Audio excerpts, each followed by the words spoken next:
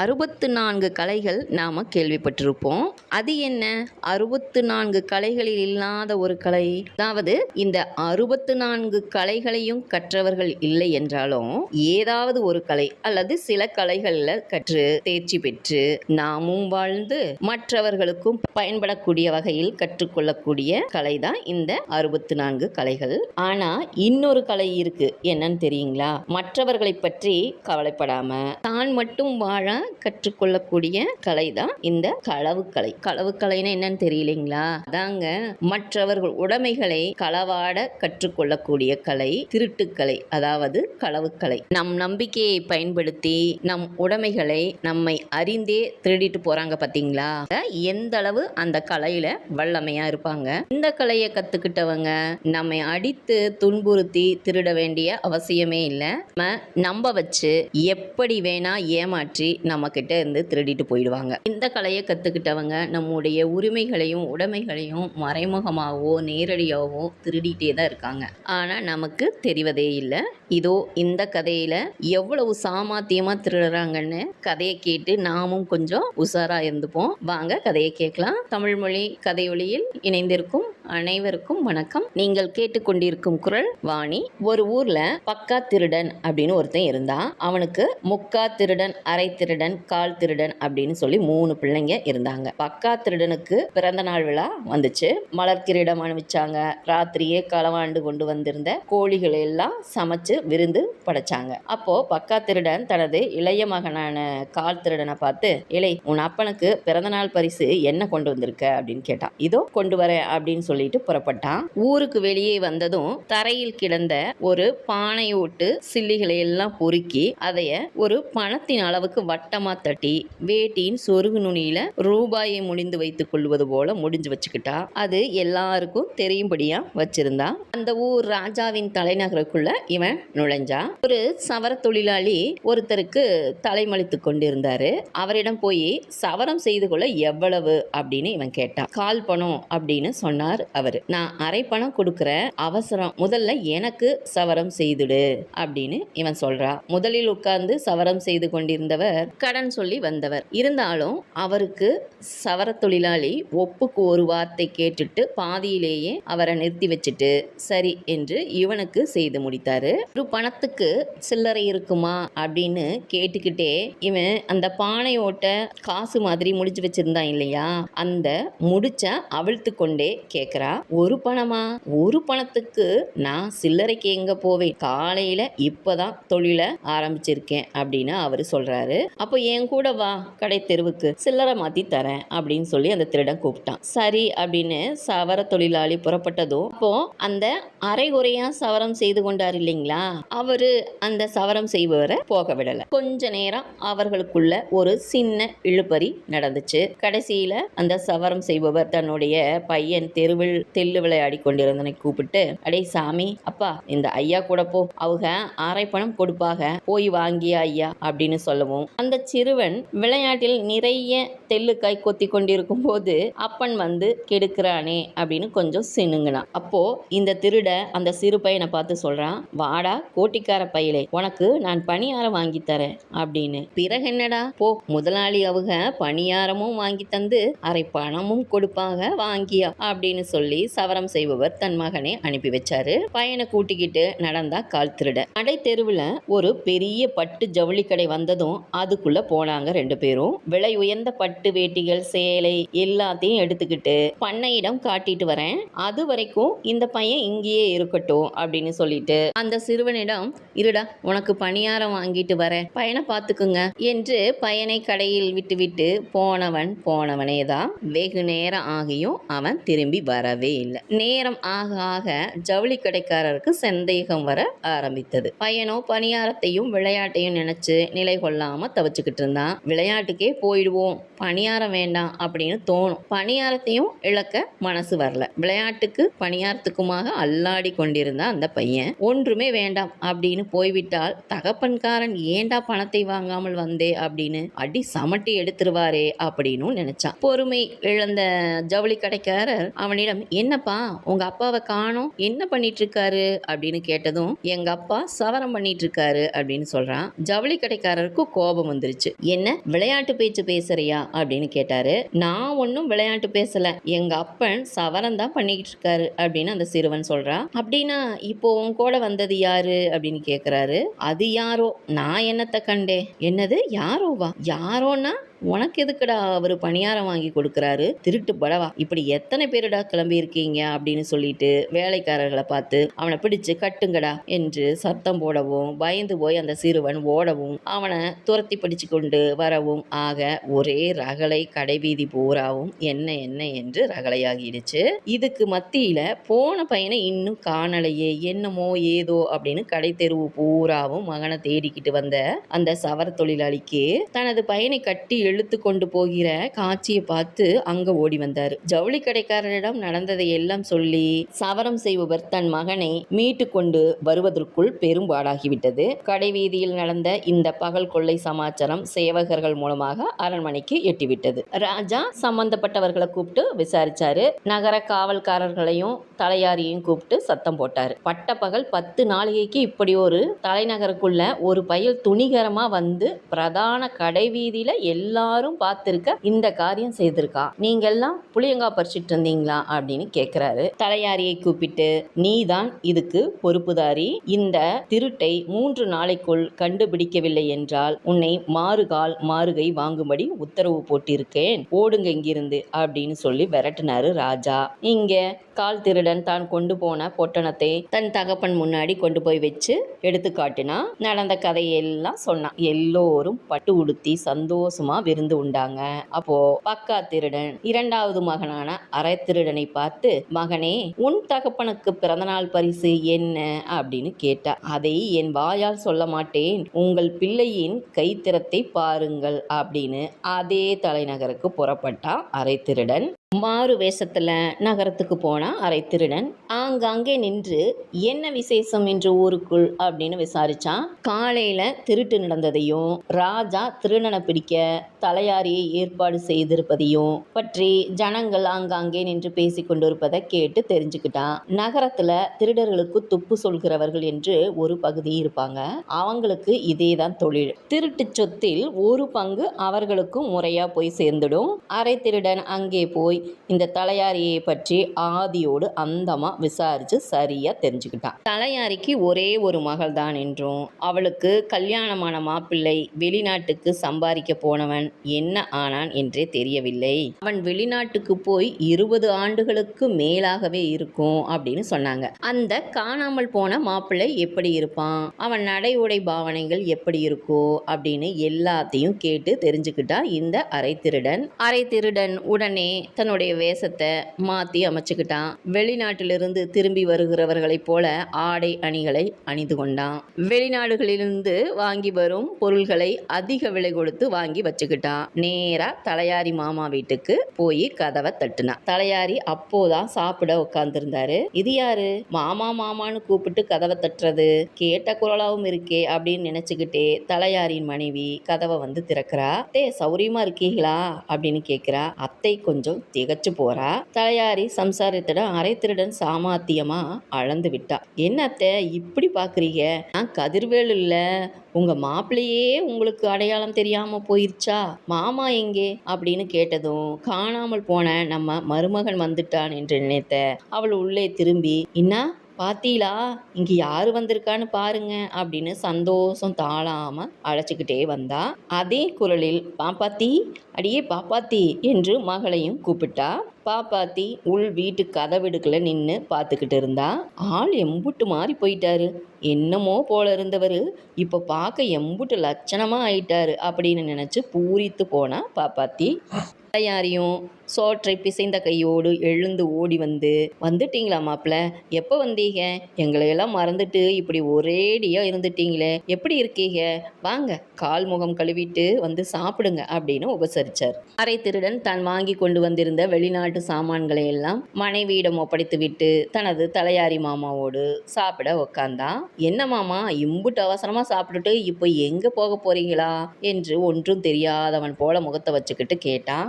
அதை ஏன் கேட்க, கேட்குறீங்க மாப்பிள்ள? இன்னைக்கு காலங்காத்தால ஒரு திருட்டு பைய புள்ள வந்து கடை தெருவில் ஏமாத்தி ஒரு பொட்டணம் பட்டு ஜவுளியே தட்டிட்டு போயிட்டான். அதனால காவலை உசார்படுத்திட்டு நானும் போய் நிக்கணும். ஊரு முன்ன மாதிரி இல்ல மாப்பிள்ள, அக்கிரமம் பெருத்து போச்சு. நான் விரசனா சாப்பிட்டு போறேன், நீங்க இளைப்பாரிட்டு இருங்க, போயிட்டு இப்போ வந்துடுறேன். இந்த வேலையே ஒரு கூறு கெட்ட வேலை பார்த்துக்கிடுங்க அப்படின்னு சொல்லிட்டு புறப்பட ஆயத்தமானாரு தலையாரி.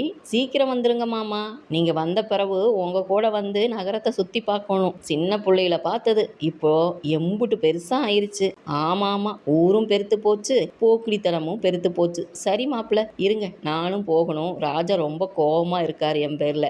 அந்த பைத்தியக்கார வியாபாரி கேணத்தனமா ஜவுளியை பறி கொடுத்துட்டு இப்போ நம்ம உசுர வதப்படுது. ஜாக்கிரதையே இருக்க வேணாம் அப்படின்னு சொல்லிட்டு மகள் மனைவி 2 பேரையும் பார்த்து மாப்பிள்ளைக்கு வேண்டியதை கவனிச்சுக்கிடுங்க அப்படின்னு சொல்லிட்டு சாப்பிட்டு முடித்த ஈரக்கையை கூட துடைக்காமல் அவசரமா ஓடினாரு தலையாரி.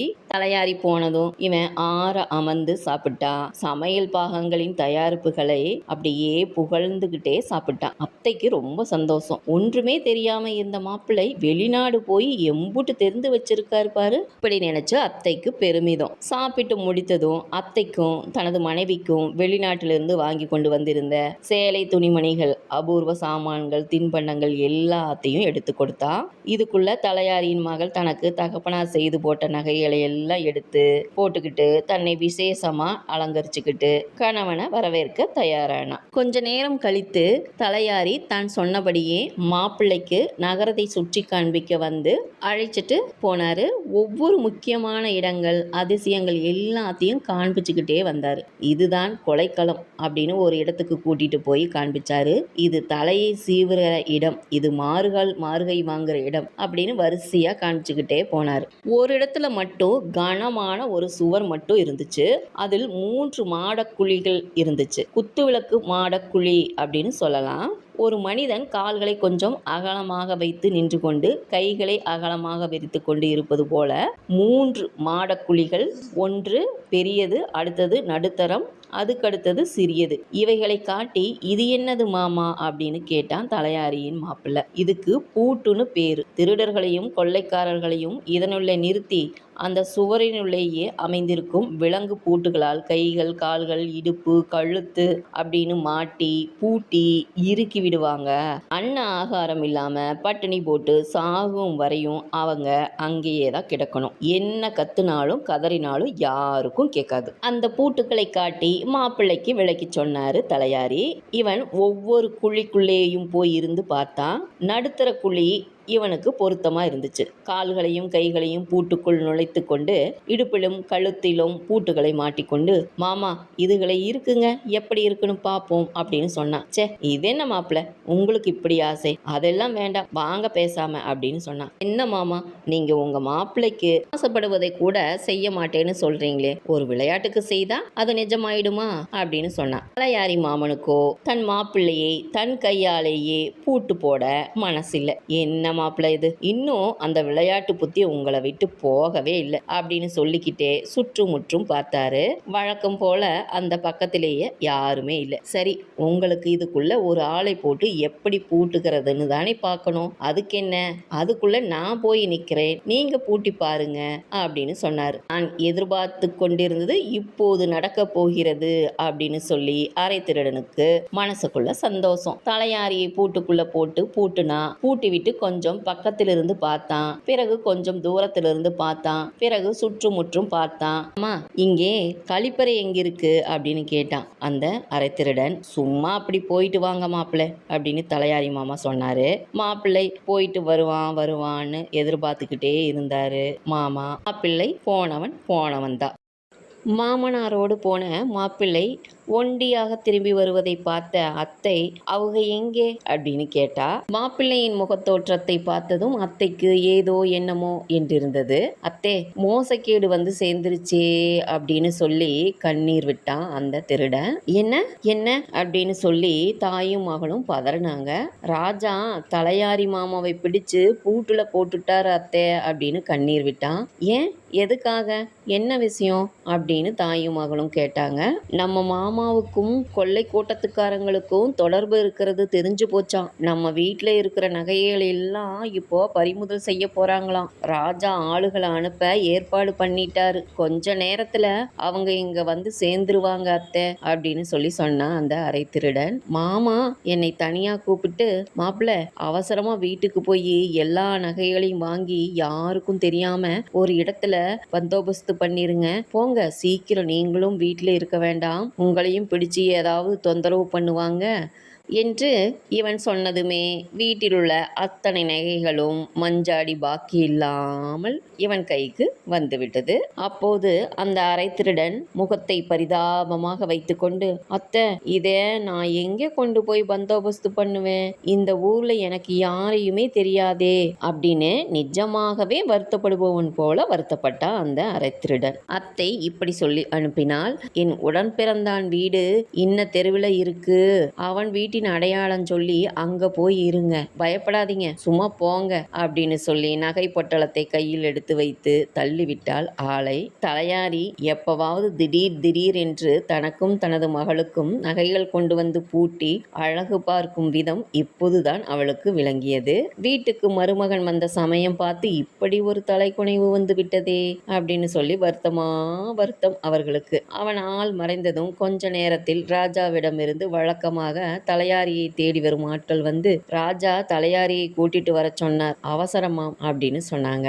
என்னையா தலையாரியை பூட்ல போட்டு வச்சுட்டு அவர் எங்கேன்னு தேடியும் வாரீங்களே, இது என்ன அநியாயம் என்று தாயும் மகளும் அழுதார்கள். வந்த அரண்மனை சேவகர்களுக்கு ஒன்றும் விளங்கவில்லை. என்னது பூட்டா, என்ன விஷயம் என்று கேட்டு நடந்ததை தெரிந்து கொண்டு ராஜாவிடம் போய் சொன்னார்கள். ராஜா ஆள் அனுப்பி பார்த்தால் பொட்டியாரு பூட்டுக்குள்ள கிடந்து முழிச்சுக்கிட்டு இருந்தாரு. பூட்டை உடைத்து தலையாரியை விடுவித்த அரண்மனை காவலர்கள் தலையாரியை ராஜாவின் முன்னால் கொண்டு வந்து நிறுத்தினார்கள். ராஜா எல்லாவற்றையும் விசாரித்து தெரிந்து கொண்டு, உன் வீட்டு நகைகளையும் எடுத்துக்கொண்டு உன்னையும் பூட்டுல போட்டு மாட்டிட்டு போன திருடன் எப்பேற்பட்ட கெட்டிக்காரனா இருக்கணும் அப்படின்னு கேட்டாரு. இந்த திருடனை நீங்க ஜென்மத்திலையும் உங்களால பிடிக்க முடியாது, நான் பிடிச்சு காட்டுறேன் என்று சவால் விட்டார் ராஜா. தேர்ந்த திருடர்கள் தனது திருட்டின் பிரதிபலிப்பு என்ன என்பதையும் தெரிந்து கொண்டுதான் இருப்பிடம் போவார்கள். ராஜாவின் சவாலை அவன் காதறிந்து கொண்டுதான் போனான். அங்கே பக்கா திருடன் வீட்டில் பிறந்த நாள் பரிசாக தான் சம்பாதிச்சு கொண்டு வந்த நகைகளை கொடுத்து நடந்த வேடிக்கை வினோதங்களை எல்லாம் சொல்லி எல்லோரையும் சிரிக்க வைத்துக் கொண்டிருந்தான் அரை திருடன். பக்கா திருடன் தனது மூத்த மகனான முக்கா திருடனை பார்த்தான். அவன் அப்போது சொன்னான், கள்ளனை ராஜா பிடிக்கிறதா? லட்சணம்தான். கள்ளன் பெரியவனா காப்பன் பெரியவனாங்கிறதே அந்த ராஜாவுக்கு பாடம் சொல்லி கொடுத்துட்டு வாரே என்று புறப்பட்டான் முக்கால் திருடன். ராஜா நகரத்தின் எல்லா பகுதி காவல்களையும் பலப்படுத்திவிட்டு சில தேர்ந்தெடுத்த காவலர்களை தன்னோடு சேர்த்து கொண்டு குதிரைகளில் ஏறி நகரத்தை அந்த இரவு வேளையில் சுற்றி கொண்டே இருந்தார். நகரத்தினுள் நுழையும் ஒவ்வொரு பாதையிலும் இருட்டுவதற்கு முன்னமையே பலத்த காவல் ஏற்பாடுகள் செய்து முடிக்கப்பட்டிருந்தன. பிச்சைக்காரன் வேஷத்தில் நகரத்துக்குள் நுழைந்துவிட்ட முக்கால் திருடன் இந்த எல்லா விஷயங்களையும் ஏற்பாடுகளையும் கண்டும் விசாரித்தும் தெரிஞ்சு வச்சுக்கிட்டான். ஆகவே தனது திட்டத்தை அதுக்கு தகுந்தது போல உடனே மாற்றி அமைச்சுக்கிட்டான். ஒரு வியாபாரி போல வேஷம் போட்டுக்கிட்டு நகரத்துக்கு வெளியே கொஞ்ச தூரத்துல ஒரு பாழடைந்த மண்டபமும் காடும் சேரும் இடத்துல ஒரு அந்திக்கடை வச்சிருப்பவன் போல ஏற்பாடு பண்ணி கொண்டான். தின்பண்டங்கள், கொஞ்சம் மது வகை, கஞ்சா, புகையிலை, வெற்றிலை பாக்கு இப்படி எல்லாம் அந்த கடையில வச்சிருந்தான். இந்த சாமான்களை எல்லாம் போட்டு கட்டி எடுத்து கொண்டு வந்து கெட்டியான கோணி சாக்கை வெறித்து அதில் உட்கார்ந்து கொண்டான். அரை பாகம் நீளமுள்ள தீப்பந்தத்தை நட்டி அதில் தேவையான எண்ணெயை விட்டு திகு திகு என்று பிரகாசமாக எரிய விட்டு கொண்டான். இவ்வளவையும் செய்து முடிச்சுட்டு சரியான மீனுக்காக காத்திருக்கும் கொக்கு போல பொறுமையா காத்திருந்தான். நகரத்துக்குள்ள ஆங்காங்கே காவல்களை உசார்படுத்தி கொண்டே வந்து கொண்டிருந்த ராஜாவுக்கு ஒரு அவசர தகவல் கிடைத்தது. இந்த மாதிரி நகரத்துக்கு வெளியே ஓரிடத்தில் ஒரு வெளிச்சம் தெரிகிறது. அது தீவட்டி வெளிச்சம் போல தெரிவதால் ஒருவேளை தீவட்டி கொள்ளைக்காரர்கள் ஒளிந்து கொண்டு நேரத்துக்காக காத்து கொண்டிருக்கலாம் அப்படிங்கிற செய்தி அவர் காதுக்கு எட்டுச்சு. உடனே ராஜா தக்க துணை வீரர்களோடு அந்த இடத்துக்கு குதிரைகளில் புறப்பட்டு போனாரு. தூரத்துல குதிரைகளின் குளம்போசையை கேட்டதும் முக்கால் திருடன் உசாரானான். தனது வியாபாரி வேஷத்தை ஒரு தரம் சரிபார்த்துக்கிட்டான். இடுப்பில் சொருகி வைத்திருந்த ஏட்டை பிரித்து வைத்துக்கொண்டு அதை பார்த்து குரல் எடுத்து பக்தி பாடல்கள் பாட ஆரம்பிச்சிட்டான். அவனுடைய வாய் பாடிக்கொண்டிருக்க, கண்கள் ஏட்டை பார்த்து கொண்டிருக்க, காதுகள் மட்டும் குதிரைகளின் குளம்போசையை கவனித்து கொண்டே இருந்தது. திடீர்னு கேட்ட குளம்போசை திடீரென்று அடங்கிருச்சு. ராஜா 2 வீரர்களை வேவு பார்க்க அந்த இடத்துக்கு கால்நடையாகவே அனுப்பி வச்சாரு. காவலர்கள் போய் பார்த்துட்டு வந்து சொன்ன செய்தி என்னன்னா, அங்கே ஒரு வயசாளி கடை வச்சிருக்கார், நல்ல பக்திமானாய் தெரியுது, வேற ஒன்றும் அங்க வித்தியாசமா தெரியல அப்படிங்கிற செய்தியை சொன்னாங்க ராஜாவிடம். ராஜா பார்த்தார், இந்த அத்துவான காட்டுக்குள்ள அதுவும் இந்த நேரத்துல கடை போட்டு இருந்தா அதை யார் வந்து வாங்குவான்? அது என்ன விஷயம்னு தெரியலையே, வாங்க போய் அவன்கிட்டயே விசாரிப்போம் அப்படின்னு புறப்பட்டாங்க. அங்கே பார்த்தால் அவன் பகவான் பேரில் பாடிய பக்தி பாடல்கள் ராஜாவையும் மெய்யுருக வைத்தது. ராஜாவும் வீரர்களும் தன் பக்கத்தில் வந்து குதிரைகளில் நிற்பது கூட தெரியாமல் அவன் நெக்குருக பாடிக்கொண்டே இருந்தான். ராஜா காத்திருந்து பார்த்தார், தொண்டையை செருமி பார்த்தார், கனைத்து பார்த்தார், ஒன்றும் நடக்கல. குதிரையிலிருந்து ஒருத்தன் குதித்து இவன் கிட்டே வந்து சத்தம் போட்டு, ஏய் மகாராஜா வந்திருக்கார் என்றதுதான் தாமதம். அப்படியா? நான் பார்க்கலையே மகாராஜா, காப்பாத்தணும் உங்க அடிமையே அப்படின்னு நெடுஞ்சான் கிடையா தரையில விழுந்து கும்பிட்டான். சரி சரி எந்திரி, ஏய் எந்திரி. அவன் எழுந்திருந்தான். அந்த முகத்தில் என்ன ஒரு பயபக்தி. கை இரண்டும் கும்பிட்டபடியே தலை மீது இருந்தது. தலை கழுத்தில் நிலை கொள்ளாமல் வயசாளிகளுக்கு ஏற்படும் ஆட்டம் போல கிடுகிடு என்று ஆடிக்கொண்டிருந்தது. இந்த அர்த்தராத்திரியிலே இங்க என்ன செஞ்சிட்டு இருக்க அப்படின்னு சொல்லி ராஜா கேட்டாரு. மகாராஜா, நான் உள்ளதை சொல்லிடுறேன், என்னை காப்பாத்தணும் நீங்க தான். சரி, உனக்கு ஒண்ணும் இல்ல, பயப்படாத, சொல்லு என்ன. நான் இங்க கடை போட்டு விற்கிறேன், உங்ககிட்ட சரக்கு வாங்க இந்த நேரத்துல யாரு வருவாங்க அப்படின்னு ராஜா கேட்டாரு. திருட்டு பயிர்கள் எங்காவது திருடிட்டு இங்க வருவானுங்க, அவனுங்களுக்கு முக்கியமா வேண்டியது சாராயம், கஞ்சா, புயலை, வெத்திலை, தின்பண்டம். இப்படி இந்த வியாபாரம் எத்தனை நாளா நடக்கு? அது ரொம்ப நாளா நடக்குது மகாராஜா. உடனே ராஜாவுக்கு மூளையில பட்டுன்னு ஒரு யோசனை தோணுது. இந்த கடைக்காரனையே கண்ணியாக வச்சு ஏன் திருடனை பிடித்து விடக்கூடாது அப்படின்னு நினைச்சாரு. கடைக்காரா, ஒரு நாளைக்கு உனக்கு எவ்வளவு ஆதாயம் கிடைக்கும் அப்படின்னு கேட்டாரு. அது சொல்ல முடியாது மகாராஜா, ஒரு நாளைக்கு ஒண்ணுமே கிடைக்காமல் போயிரும். இன்னைக்கு உனக்கு ஏதாவது கிடைக்குமா? நிச்சயமா கிடைக்கும் மகாராஜா.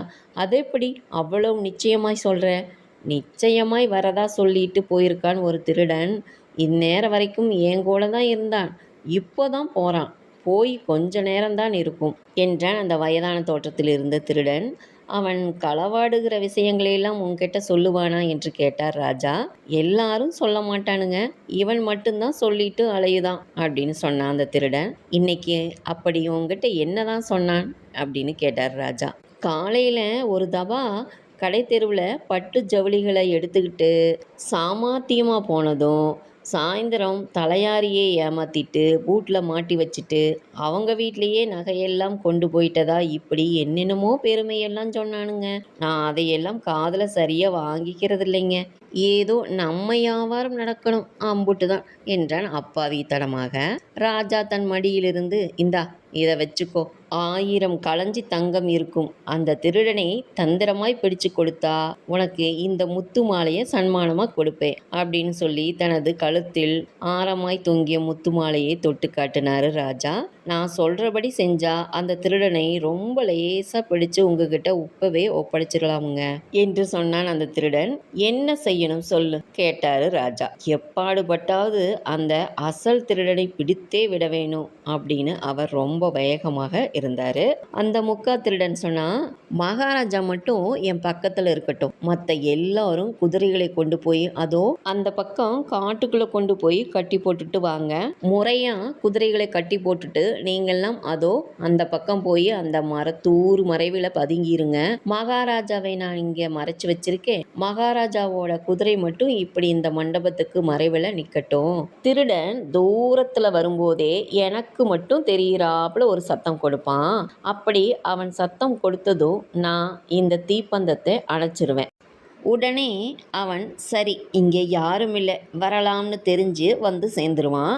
திருடன் வந்து சேர்ந்ததும் முதல் காரியம் சாராயம் தான் குடிக்க கேட்பான். நிறைய சாராயத்தை கொடுத்து குடிக்க வச்சுட்டு நான் சத்தம் போடுவேன், பாம்பு பாம்புன்னு கத்துவேன். உடனே நீங்க ஓடி வரணும். நீங்க ஓடி வரதுக்குள்ள மகாராஜாவும் நானும் சேர்ந்து அந்த திருட்டு பயலை பிடிச்சு அமுக்கிடுவோம். நீங்க வந்து கையையும் காலையும் கட்டி அப்படியே கொண்டு போயிட வேண்டியதுதான் என்று சொல்லி மகாராஜாவின் முகத்தை கவனிச்சான் அந்த முக்கால் திருடன். ராஜாவுக்கும் அவன் சொன்னது சரியான யோசனையாக தான் பட்டுச்சு. காவல் வீரர்கள்ல ஒருவன் முன்னால் வந்து இந்த யோசனைக்கு ஏதோ ஒரு திருத்தம் சொல்ல வந்தான். ஆனா ராஜா அவனை தடுத்து நிறுத்தி உடனே அவன் சொன்னபடி செய்யுங்க அப்படின்னு உத்தரவு போட்டதும் மாளன்னு அதே போல செய்து முடிக்கப்பட்டுச்சு.